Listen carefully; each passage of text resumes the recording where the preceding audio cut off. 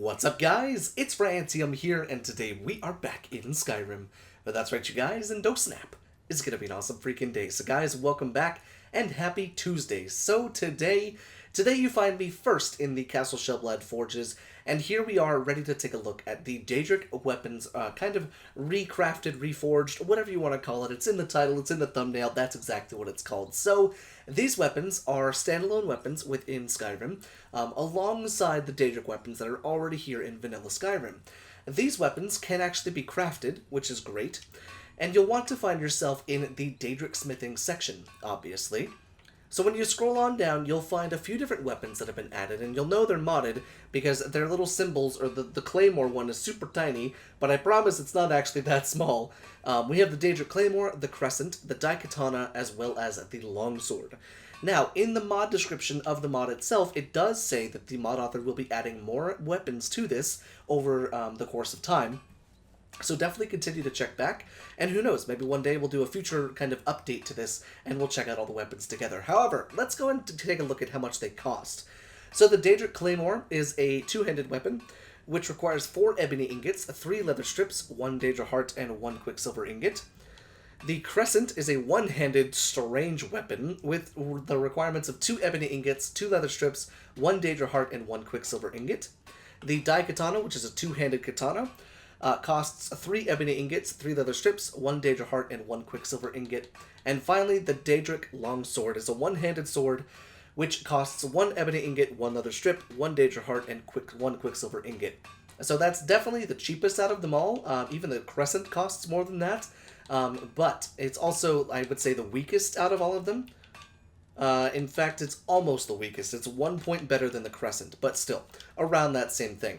However, the best thing about this is you can actually temper them and put them through the grindstone to make them better. It only takes ebony ingots to do, and the Claymore goes from 29 to 41, the Crescent goes from 17 to 28, the Die Katana goes from 27 to 38, and the Longsword goes from 18 to 29. So, truthfully, the Daedric Longsword would be a little bit better than the Daedric Crescent, but only by 1 point still after you upgrade it. Now, let's go ahead and take a look at these weapons back in the Riverwood Cliff House and take a look at them up close and personal because they are beautiful. So here we are in the showroom of the Riverwood Cliff House, and we can get a better look and a better kind of overview of what each of these weapons looks like up close and personal. So we'll start with the Daedric Die Katana, and the closer you get to it, the closer and the more you realize just how detailed these weapons are. This is the 2K version of this, so the weapons textures are perfectly refined. They definitely look really, really good. But it's got this really crazy looking screaming face here at the hilt. And then you've got this nice refined blade. Nothing too crazy about the blade itself. It just kind of looks like a regular steel sword with a nice big point at the end. A perfect katana blade, honestly.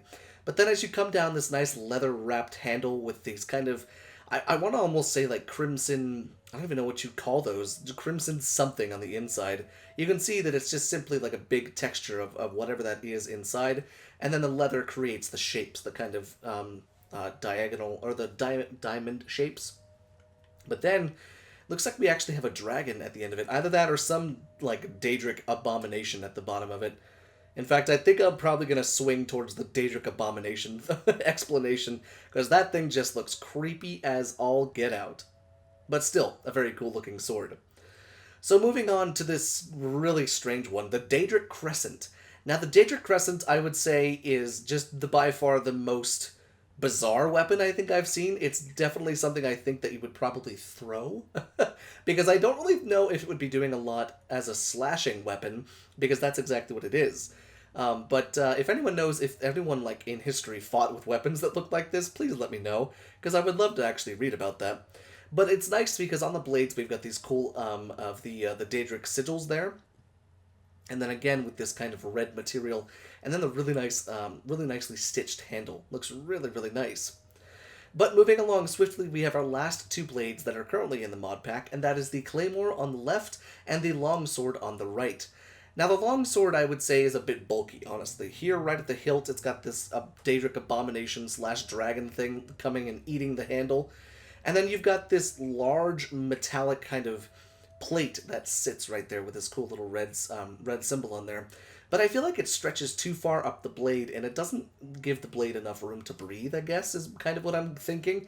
Although I will say the etchings on the blade itself look so cool. I really like the fact that they put that red texture through them.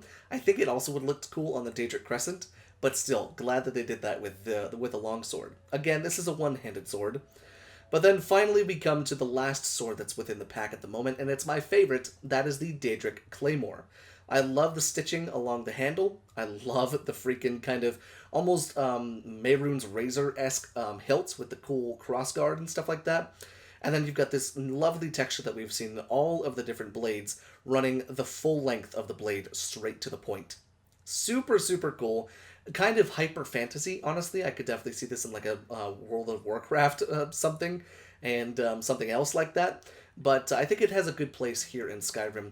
I do, however, wish that the pommel was a little bit more detailed, because as we've seen with the other weapons, it looks incredible. But this one kind of leaves a little bit to be desired.